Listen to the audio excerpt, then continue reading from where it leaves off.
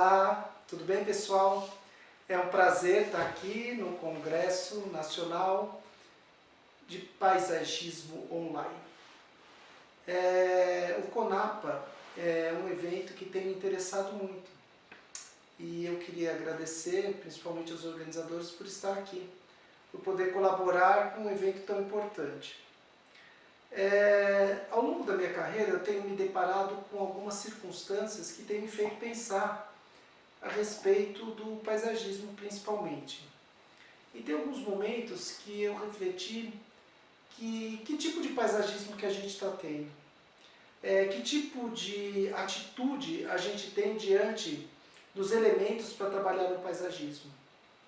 E algumas das coisas que mais tem me incomodado é o uso das árvores no paisagismo de maneira geral. Aqui a gente vai abordar o paisagismo urbano, mas de forma geral eu digo para vocês, eu tenho visto que muito poucas espécies têm sido utilizadas no Brasil, em especial, da nossa flora.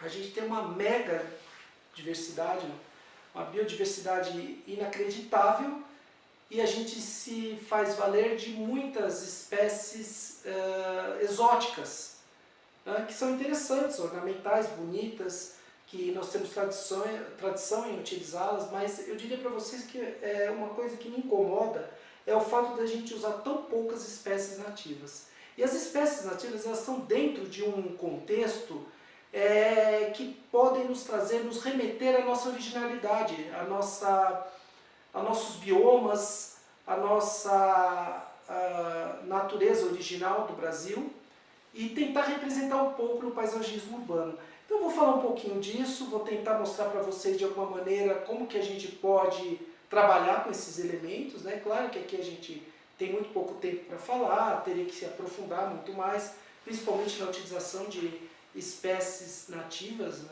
que podem até de alguma maneira estar servindo para a gente, até sendo novidade do paisagismo. Tá? Em algum momento nós vamos falar sobre isso.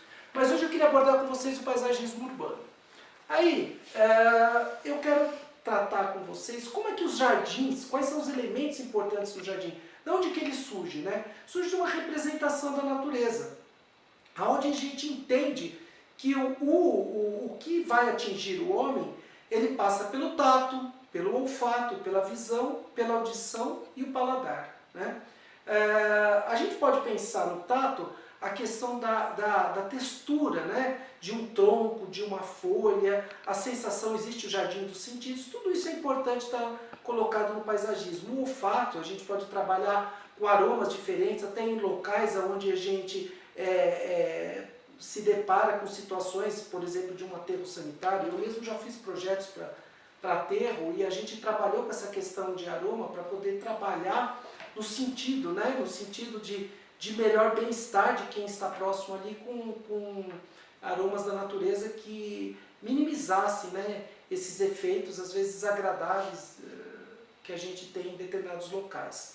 Quando a gente fala de visão, a visão é algo essencial, né? A perspectiva, o desenho todo da paisagem, tudo aquilo que a gente enxerga, né, tudo que a gente vê, ele nos traz a forma do ângulo, né? Qual o olhar que você está dando sobre aquilo?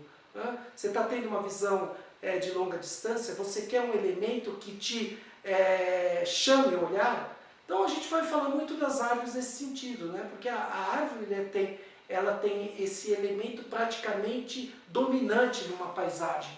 Tá? E a audição, a gente pode pensar na atração de pássaros por árvores, a gente pode pensar em tantas questões que seriam essencialmente importantes para a gente estar resgatando o natural. Tá? Então, espécies arbóreas que trabalham com esse resgate de fauna também é importante. E o paladar, a gente pode, em alguns casos, até pensar na opção de colher frutos, um local onde você tenha o acesso da população ali.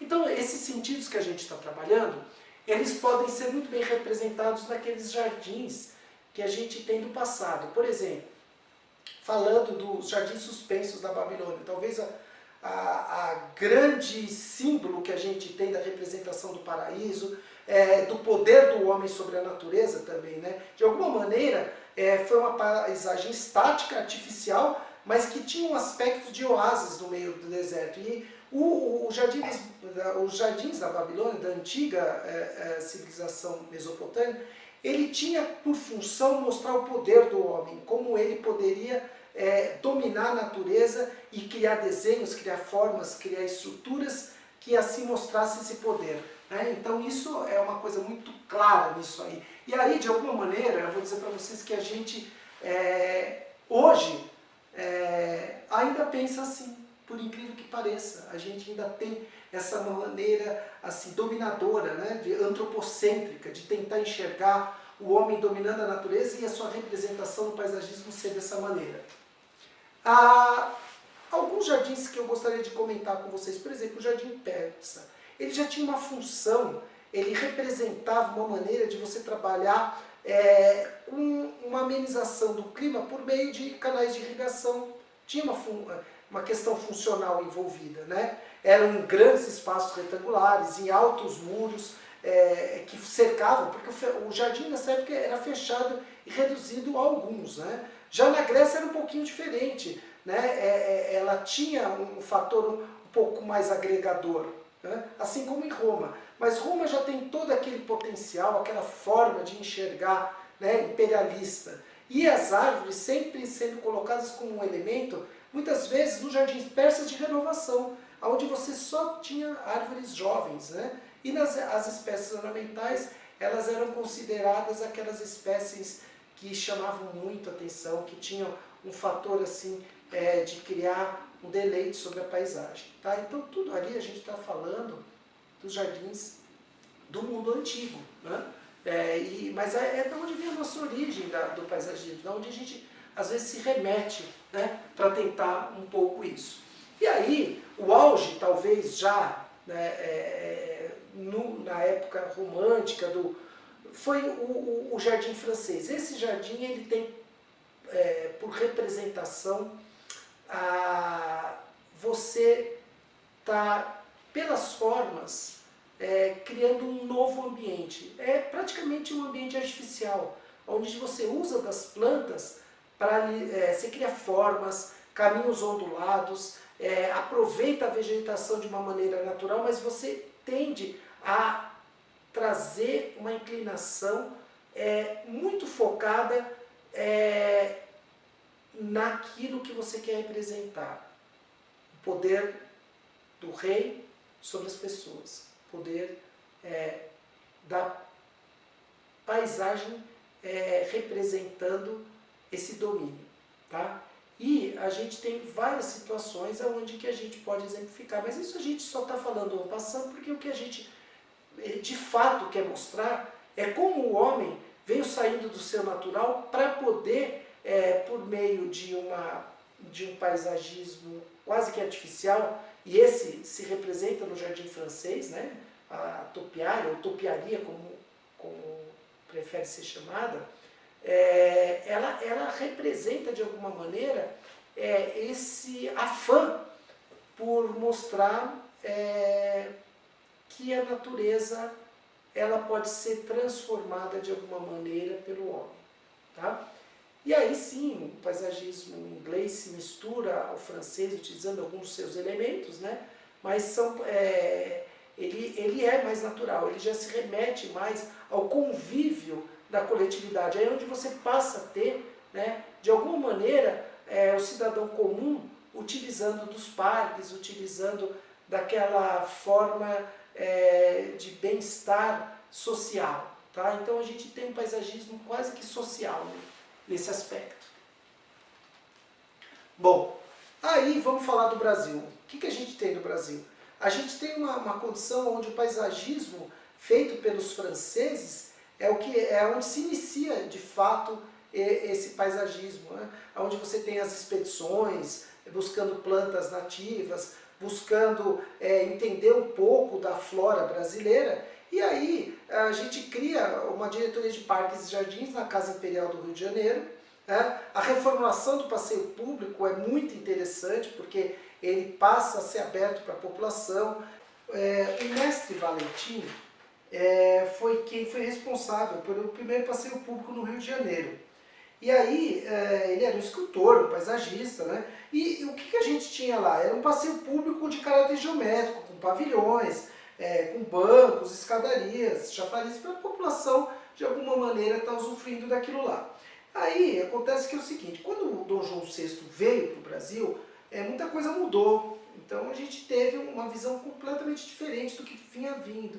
Ele trouxe vários intelectuais, trouxe muitos engenheiros e passaram a propor algumas coisas um pouquinho diferentes. Ele fundou o Jardim Botânico, que foi a princípio muito interessante, porque tinha um caráter científico, um caráter de horto mesmo, e para aclimatar espécies, inclusive espécies que eles traziam da Europa, né? Mas logo que perdeu esse caráter, passou a ser um jardim de recreação. E aí a gente já tem o Horto do Rio de Janeiro como uma forma de estar a população tendo contato com o paisagismo, né? E a família real já com seus jardins particulares e a população que veio junto com a família real, ela trabalhava muito a questão do paisagismo francês. Os projetistas, todos eles trabalhavam com o paisagismo francês. Então, o passeio público do Rio de Janeiro, ele foi reformulado com Glasiou. Glasiou veio com a missão francesa e aí sim, lá passa a ter um tom mais naturalista, um tom ambiente, onde que as pessoas podem usufruir dessa natureza assim como ela era no Brasil, né? Então, formas mais orgânicas. É um ideal de jardim romântico tropical, onde você inclui elementos do paisagismo inglês também, além do francês, né? E tem essa questão desse romantismo. Isso muito incentivado por Dom Pedro II, que inclusive criou parques e jardins, né? O Campo de Santana também é acrescido a essas reformas. A Quinta da Boa Vista é um lugar espetacular, onde o jardim foi concebido de uma maneira muito bem trabalhada e até onde tem, lamentavelmente hoje a gente viu o que aconteceu com o museu aí, de História Nacional, mas ele está no contexto da Quinta da Boa Vista. E o paisagismo passa a ser visto como uma cara do Brasil, onde a gente enxerga uma nova concepção mesmo de um paisagismo tropical. E essa concepção ela é muito bem retratada em Burle Marx. E a vegetação passa a ser o seu elemento principal. Não só o desenho, mas também a forma, as floradas, tudo aquilo que a gente enxerga como uma maneira nova de representar o mundo está representado no paisagismo do Burle Marx. Por meio de uma representação até mesmo da pintura, da escultura, das formas orgânicas, todas elas representadas. Então, Burle Marx levou a esse paisagismo mais brasileiro.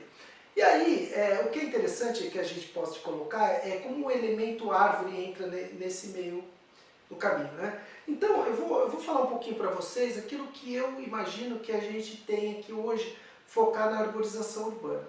Quando você pensa em paisagismo, você pensa nessa composição de elementos, né? E é onde você brinca com a paisagem de uma maneira quase que, eu diria até que a gente tem uma forma de ver o mundo um pouquinho pedante, sabe? Onde a gente acha que a gente vai chegar por exemplo, numa cidade que está no meio do cerrado, e a gente vai trazer espécies exóticas e elas vão se comportar da maneira que a gente quer, da forma como que a gente acha que ela deve estar no nosso ideal, né?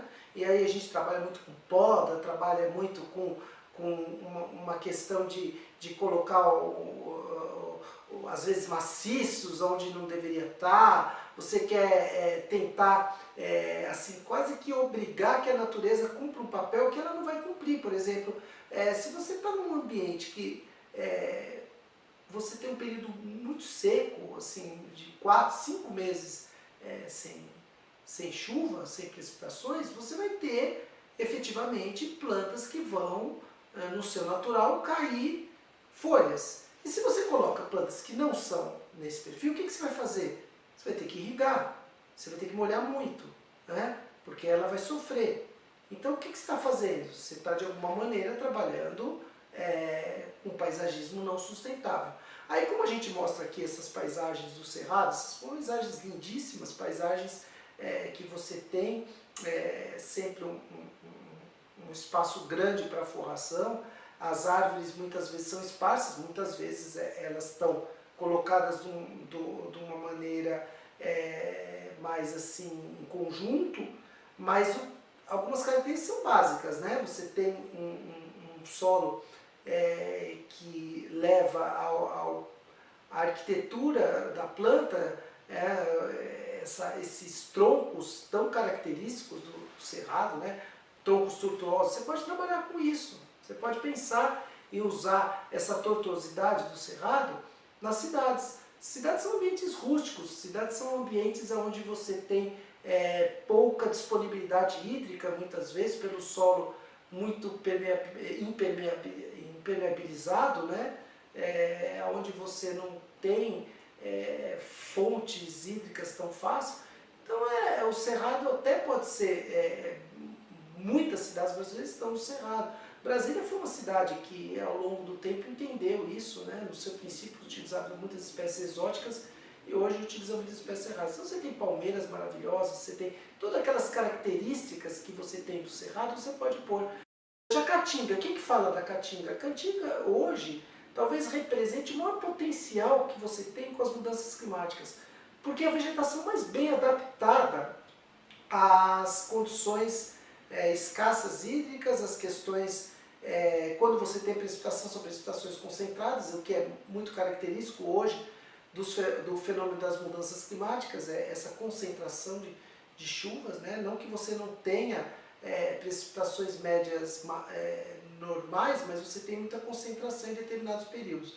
E temperaturas elevadas, elevadíssimas, e que isso sim tem nas plantas da caatinga. Então são paisagens maravilhosas, com presença de cactos, plantas xerófitas adaptadas, que têm toda a sua estrutura adaptada a não perder água, e aí você pode pensar nisso, né? Também os solos, o tipo de solos às vezes, muitas vezes raso, superficial, e isso é também comum. O solo das caatingas, são várias caatingas, você tem esse tipo de conformidade. E aí, eu vou dizer para vocês o seguinte, não deixe de ter em mente a importância do planejamento, né? E assim como você planeja no paisagismo um jardim de uma residência, um jardim de uma praça, de um parque, você compõe uma paisagem.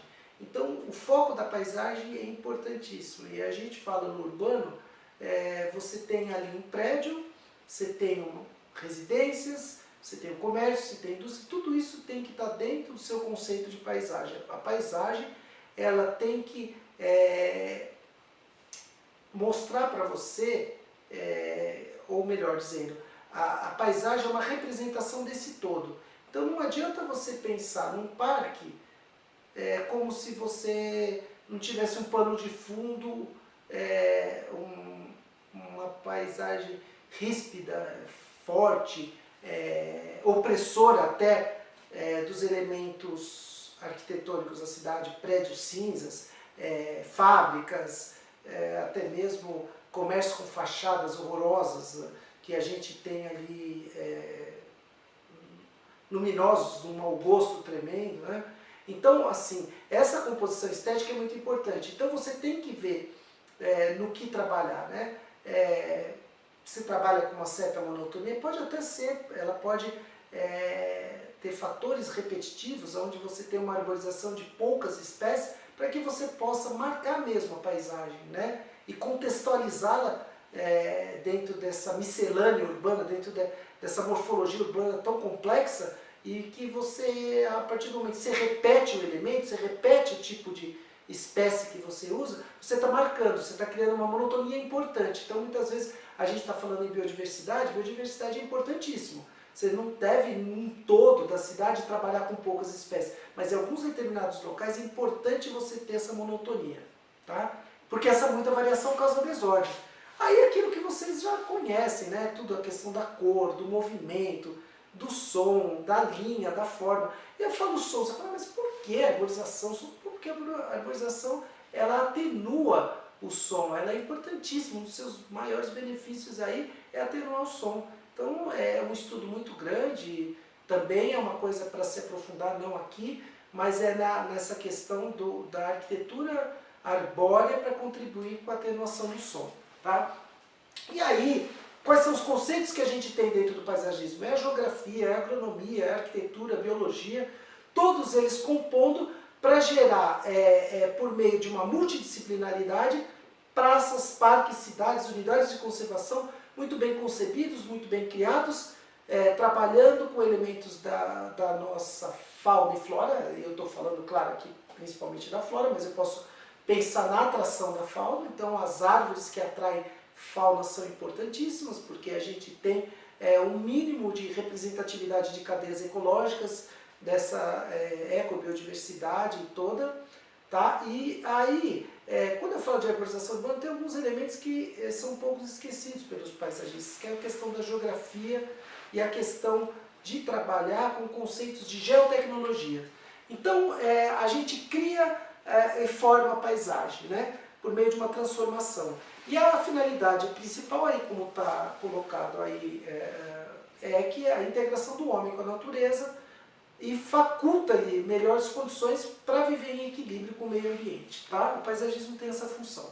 Então vamos pensar em conceitos fundamentais para a gente colocar numa arborização urbana mais sustentável, podemos dizer assim.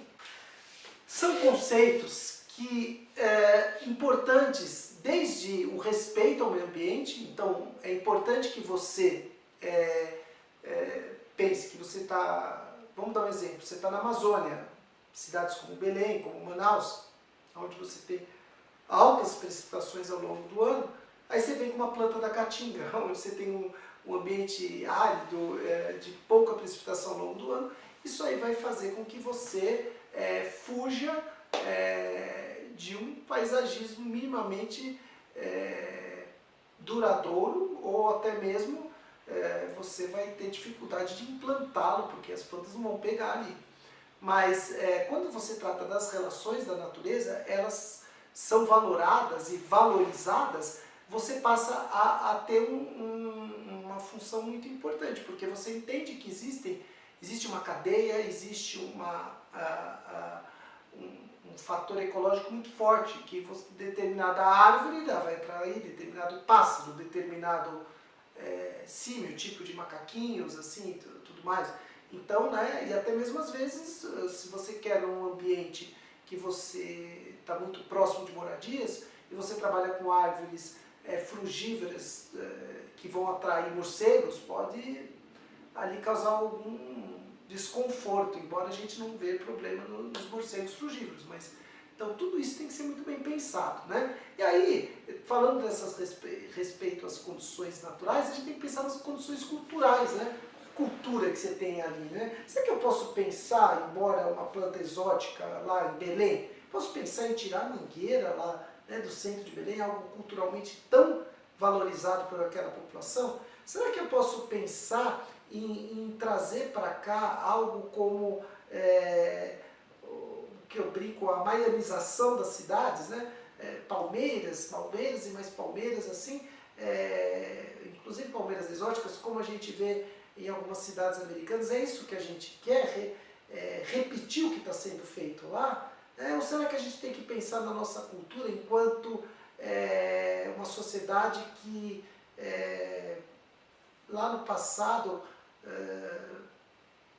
tinha os seus quintais, trazia as mudas ali do seu entorno e plantava, né?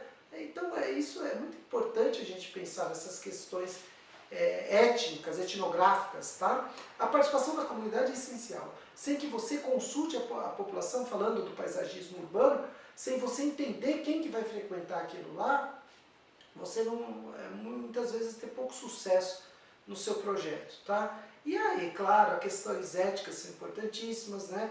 Aquilo que eu falei da interdisciplinaridade é importante, né? E esse projeto deve ser sempre aberto, ele deve ter a possibilidade de estar sendo reconduzido, reconsiderado, né? E ter continuidade. Não pode ser um projeto fechado, tem que, até muitas vezes o que você planeja não dá muito certo, mas se você faz a possibilidade dessa questão mais da maleabilidade, da mutação, esse projeto vai estar sempre adequado aos...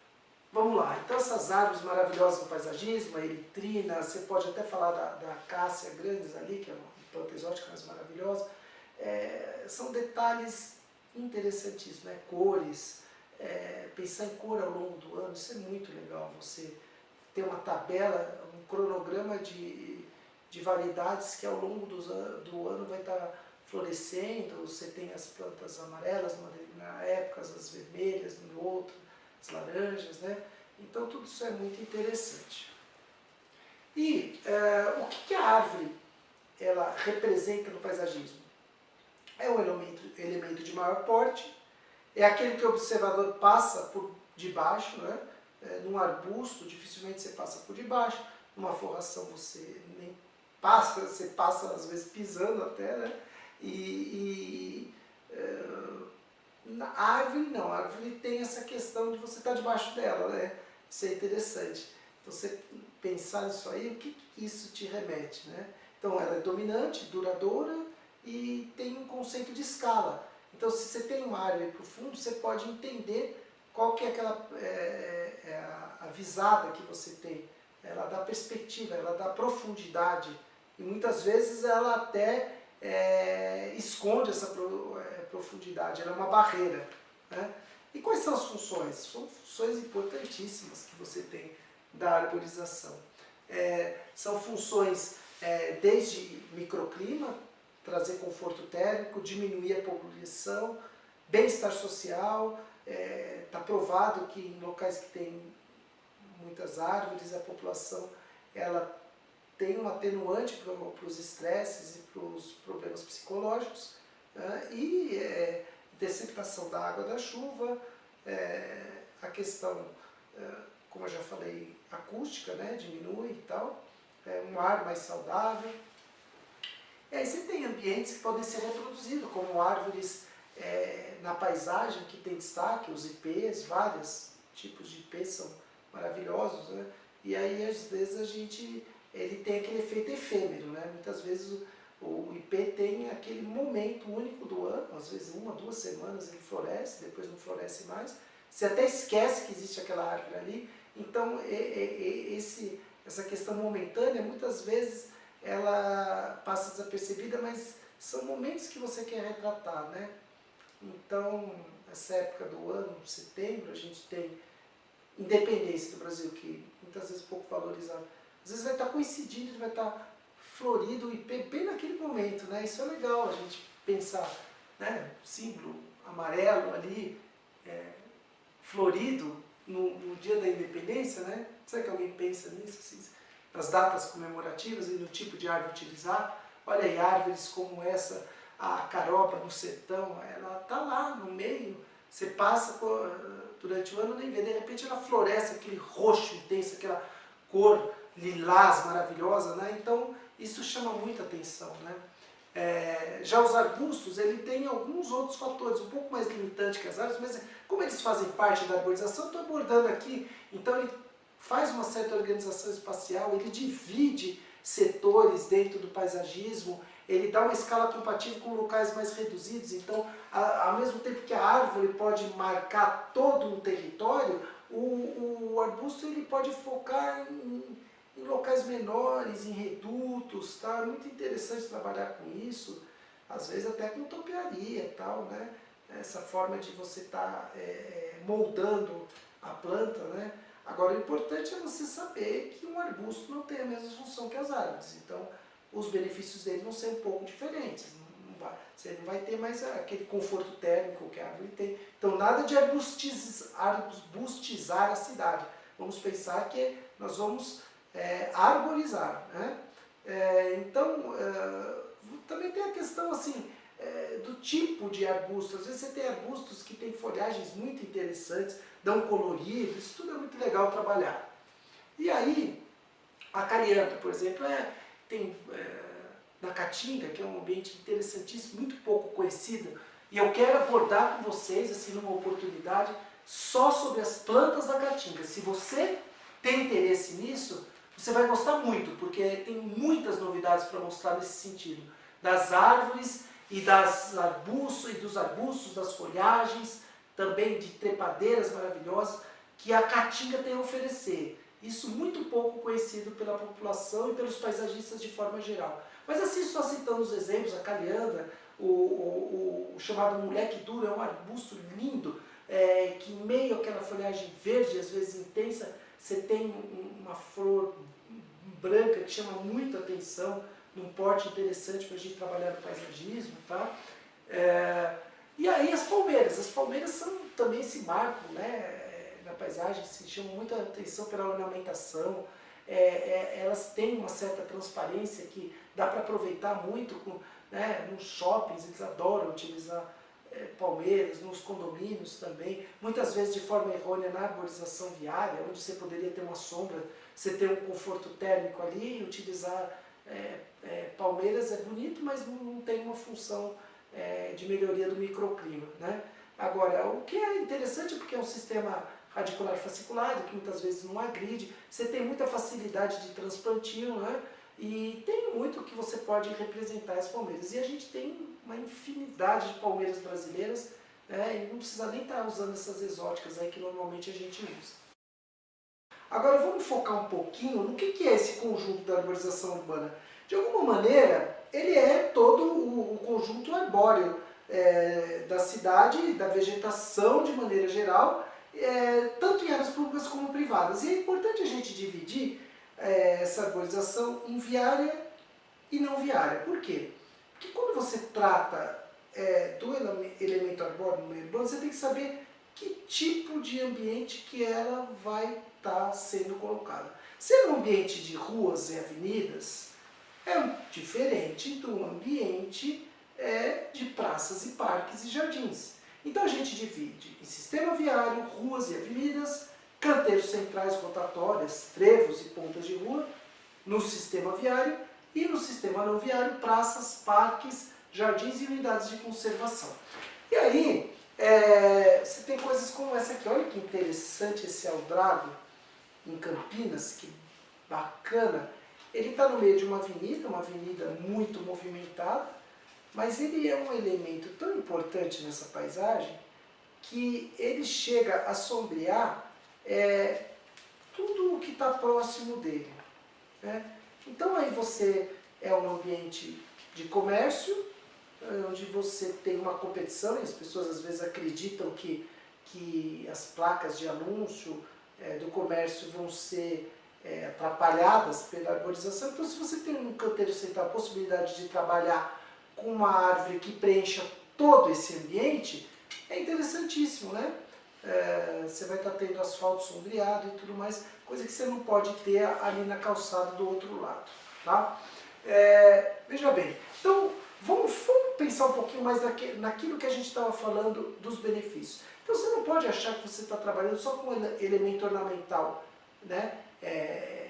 Com essas árvores estatais. Lembra quando a gente estava falando lá atrás do cerrado, da caatinga, que você podia trazer eles para a cidade? Você não precisa necessariamente trazer para as cidades do Sudeste só plantas do bioma local. Porque também tem alguma coisa que eu vou te falar. Como essa cidade é um ambiente bastante rústico, a gente pode trabalhar com plantas de locais um pouco mais secos, né? Você tem menos fornecimento de água para aquela planta.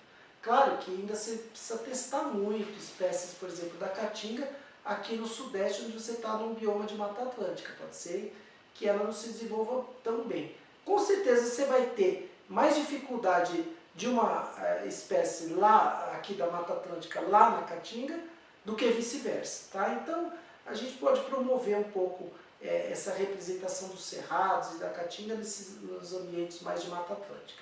Estou falando aqui porque nós estamos aqui no estado de São Paulo, mas nós estamos falando aqui para o Brasil todo.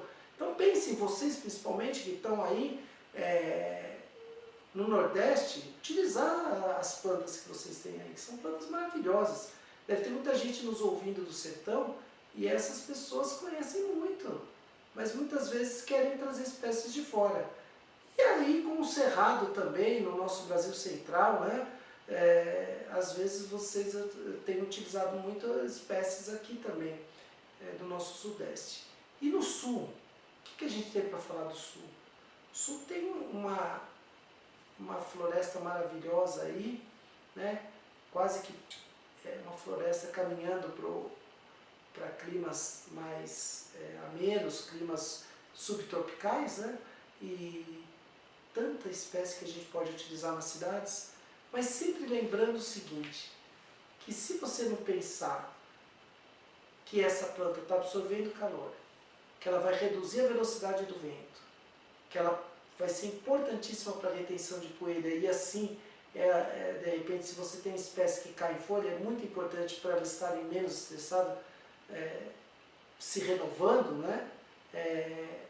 Você tem que pensar no que tipo de ação refrigerante que ela está causando. Então não adianta ela ter simplesmente uma copa super densa, mas se não permite a passagem do ar, não dá essa permeabilidade, você não tem um microclima favorecido. Né? Porque o que o clima? É um ar mais refrescante, né? E um sombreamento, tá? Diminuindo a temperatura. Passagem de ar, então, é muito importante.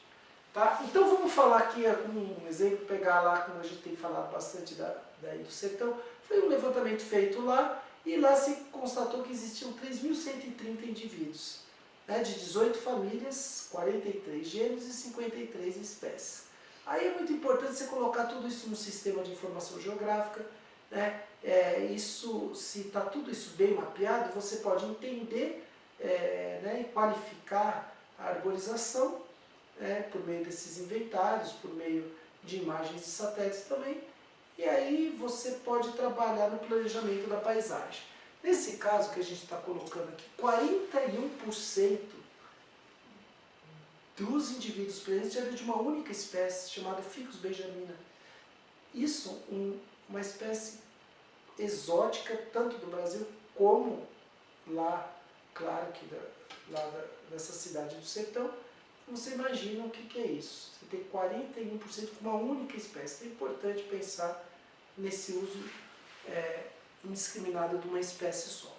Tá? Aí quando você fala em poda, a poda é um fator importante nas cidades, porque ela muitas vezes desconfigura a árvore. Ela às vezes até elimina a copa como um todo e acreditando que depois vai ter uma brotação saudável para a planta, que isso vai ser bom, mas isso não é nada bom. Isso é um estresse, isso é um crime que se faz contra a arborização, e a gente tem que ter um foco que muitas vezes ela não está cumprindo nem aquilo que se fala. Então às vezes fala que se poda para conviver bem com a fiação, e aí nesse caso a gente está mostrando esse levantamento que mais de 58% das árvores possuíam poda. Só que o que você tinha? Apenas 39% das árvores plantadas sob fiação elétrica. Poxa, mas você tem 59% das plantas podadas e apenas 39% sob fiação elétrica, então esse argumento cai por terra. Né? Então, às vezes, existe a cultura da poda indiscriminada sem a mínima necessidade. Claro, muitas vezes você tem que fazer a poda de condução da árvore, você tem que dar, de alguma maneira, uma forma para ela, para poder passar veículos, caminhões, né, o transporte coletivo embaixo, mas de fato, para a questão da fiação, muitas vezes não é necessário não, porque não tem fiação lá. Tá? E olha aqui um exemplo horroroso do que é feita a poda em U. Aí a gente tem que trabalhar pensando também no tipo de fiação, né, que a gente vai utilizar.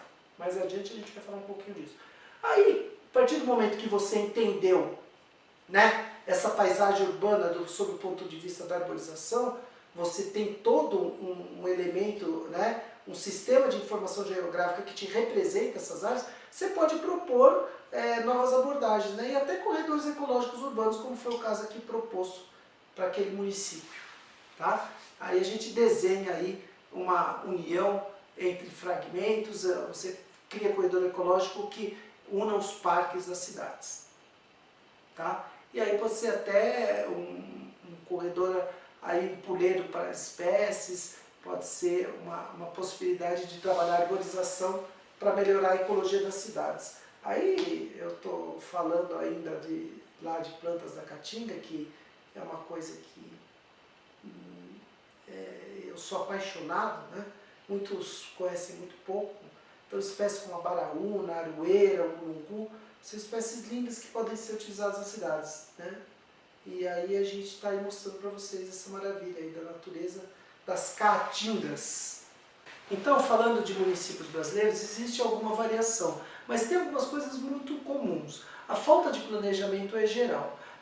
Tem municípios que têm ainda algum planejamento da arborização dentro do seu plano diretor, até de planos de arborização urbana, focado mesmo nas árvores, mas de maneira geral a gente tem uma dificuldade nisso. Vamos usar aqui o exemplo Campinas, que é uma cidade até que arborizada, mas assim, com alguns redutos de arborização e outros muito poucos arborizados. Então, como vocês podem ver aqui nessa foto mais à esquerda aqui, é um bairro não planejado, assim, de ocupações e tudo mais, sem esgotamento sanitário, sem calçadas, sem o asfaltamento da via, mas aí você vê então uma árvore ornamental linda, maravilhosa, esse ipê aí aparecendo, que pode ser tanto um remanescente de uma área rural, como também muitas vezes a população que gosta muito. Tem muita gente que gosta de árvore, tem vontade e se esforça por ter uma árvore na frente da sua casa, né? Então aí você vê assim, ambientes às vezes muito inóspitos com a árvore e dá uma amenizada. Em compensação você tem outros locais, né? Aí vocês podem ver aí como a gente mostra, assim, quase que um bosque na cidade, né? Onde você tem áreas e ruas assim, completamente formando aquele túnel, uma coisa maravilhosa, né? Vamos falando aqui também, olha que essa questão de porte aqui nessa foto mais à direita aqui embaixo, que coisa chocante. Você tem uma árvore de um porte lindo, uma sibipiruna maravilhosa, e aí do lado uma planta podada, acho que é até um fixo, e ele parece para quem que é aquela lá? Qual é o papel que ela está cumprindo dentro da arborização, né? Uma topiaria ridícula, né? Esse tipo de coisa, que a gente não tem função nenhuma na arborização. Então é muito importante a gente entender também essa questão do porte, né? E para trazer os benefícios para a arborização. E aí, olha só, esse exemplo que eu gosto de mostrar sempre para vocês, sempre que eu posso, eu estou mostrando. Isso aqui é um bairro bem agradável, em Barão Geraldo, que é um bairro aqui de Campinas, né, onde você tem essas árvores que foram muito bem colocadas ali, trazendo sombra para quem está sentado ali. E muitas vezes as pessoas falam, nossa, mas um porte tão grande e tal, e tem medo disso aí, né? Mas muitas vezes é o que a gente está trazendo até de interessante, justamente trabalhar com árvores de um porte maior na cidade. E você pode isso compatibilizar com o ambiente urbano, por que não? Aqui está um exemplo disso, um lugar agradável, onde as pessoas podem tomar uma cervejinha e tal, bastante interessante. E aí, vamos falar de uma outra coisa, sistemas de informação. Cadastro de árvores. Aqui é uma proposta muito interessante que a gente está trabalhando, que é justamente você fazer um portal geocolaborativo, onde a própria população pode cadastrar as árvores num aplicativo. Esse aplicativo ele tem uma função, né, até de qualificar as árvores, onde as pessoas podem colocar ali a sua impressão, claro que às vezes é uma impressão de um leigo da população, mas que vai servir até mesmo para os técnicos, não só da prefeitura, mas técnicos de forma geral, utilizarem para poder estar no cadastro e ver qual é a condição da árvore, se ela precisa de um manejo, se ela precisa de uma poda, se ela precisa de um tratamento fitossanitário, ou então até mesmo ser eliminada em alguns casos, né? Então é muito interessante trabalhar com toda essa parte da informação sobre as árvores, tá? Então isso a gente está falando de uma maneira também superficial, mas quando você tem isso, cada árvore que você coloca no paisagismo rural, talvez com o QR Code, talvez com uma forma de identificação que possa ser bem generalizada e que a população entenda que isso aí é um patrimônio da cidade, isso é maravilhoso, né? Imagina cada um chegar com o seu celular lá e identificar aquela planta que vai ter um QR Code para cada planta. Então é isso que a gente está trabalhando nesse sentido. Tá? Então, alguns exemplos: Phoenix é uma cidade onde a gente tem uma escassez hídrica muito grande, um clima quase que de deserto, aí você tem uma arborização muito bem trabalhada com espécies. Porque o que a gente está querendo mostrar para vocês? Que mesmo dentro da rusticidade você tem como ter uma arborização interessante. Então isso não é desculpa para não ter árvore. Tá? E aí Mendoza também é um caso bem interessante, onde eles têm canais de drenagem pela cidade, e que estão de alguma maneira irrigando essas árvores. É muito interessante conhecer. E todos esses exemplos que a gente tem são favoráveis para que a gente possa trabalhar no nosso município, na nossa cidade, com um paisagismo sustentável. Então, o que a gente quer é mesmo isso. O que é ser um paisagista naturalista? É aquele que respeita o seu ambiente, aquele que entende que não é trazendo só plantas exóticas que a gente vai compor o paisagismo, mas sim buscando dentro do seu bioma local aquelas espécies que podem ser ornamentais, sim, lindas, trazerem esse aspecto do belo para a cidade, mas também trazendo benefício, trazendo uma sustentabilidade ambiental. E aí sim, esses arbustos, essas árvores, essas palmeiras, elas representam o que é mais variado aspecto da natureza. Né? Então falta, porém, mudar o prisma de observação, para enxergar no rústico o belo, no árido a leveza. E traduzir essa visão significa transpor horizontes, resgatar a beleza, a singularidade de cada bioma brasileiro nesse universo das cidades. Eu agradeço pela oportunidade, foi muito bom falar para vocês, pessoal do CONAPA, e todo mundo que nos assiste aí, uma satisfação muito grande.